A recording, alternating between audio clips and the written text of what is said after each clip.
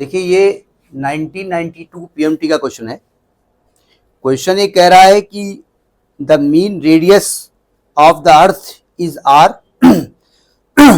The angular speed on its own axis is omega and the acceleration due to gravity at the surface of earth is g, then what will be the radius of the orbit of the geostationary satellite?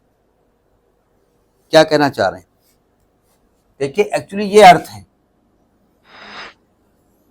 अर्थ का कुछ मास है capital M मान लेते हैं, अर्थ की radius है capital R, ठीक है, और अर्थ अपने एक्सिस के चारों ओर ओमेगा स्पीड से ये घूम रही है अपने एक्सिस के चारों ओर, ठीक है, ये ऐसा दिया गया है। अर्थ किधर से किधर घूमती है? East to west, west to east, west to east घूमती है। तो कहते हैं एक जियोस्टेशनरी सैटेलाइट है, वो एक जियोस्टेशनरी सैटेलाइट है, तो उसकी रेडियस क्या होगी?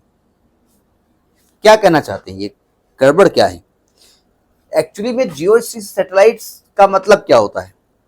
वो सैटेलाइट जिसका टाइम पीरियड ऑफ अर्थ के बराबर हो, ये होता है ना, जो अर्थ के साथ रोटेट करे।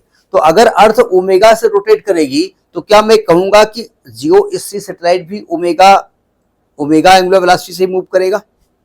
यानी अगर जियोस्टेशनरी सैटेलाइट अपने एक्स ऑर्बिट में घूम रहा है वी नॉट वेलोसिटी से, तो यानी कि इसकी जो ऑर्बिटल स्पीड होगी, जो एंगुलर स्पीड उसकी भी ओमेगा होगी, कह सकता हूं मैं ना।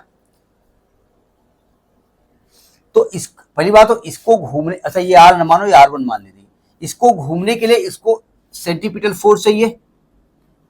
क्या होगा सेंट्रीपिटल फोर्स? कहां से मिलेगा? ग्रेविटेशन फोर्स से। तो सेंट्रीपिटल फोर्स होगा G mass of earth into R upon R1 square is equal to M R omega square. ये लेना पड़ेगा ना आपको, R मतलब R1, क्योंकि जिस ऑर्बिट की बात कर रहे हैं, बस हो गया काम खत्म, दोनों को इक्वल कर दो, एम कट गया, क्योंकि ओमेगा इसका वही होगा ना जो अर्थ का होगा, इसीलिए हमने इसको लिखा है।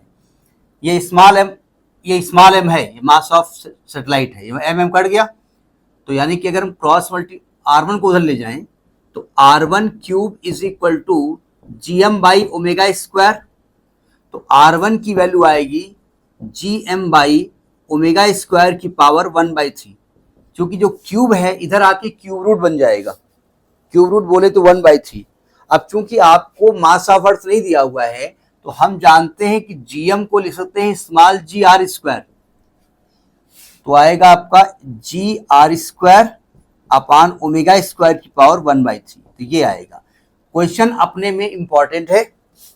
क्वेश्चन देने का मकसद क्या है? अरे मकसद तो खैर है उसको स्टूडेंट सॉल्व करे, मकसद है वो ये जानना चाहते हैं कि आप जियोस्टेशनरी सैटेलाइट के बारे में जानते नहीं जानते, इतना ही पहचानना है कि उसकी एंगुलर वेलोसिटी वही होगी जो अर्थ की एंगुलर वेलोसिटी होगी, ठीक है। रेस्ट कॉन्सेप्ट आपके सामने है। ये आपका इसका ए पार्ट सही है। ये 1992 पीएमटी का क्वेश्चन है।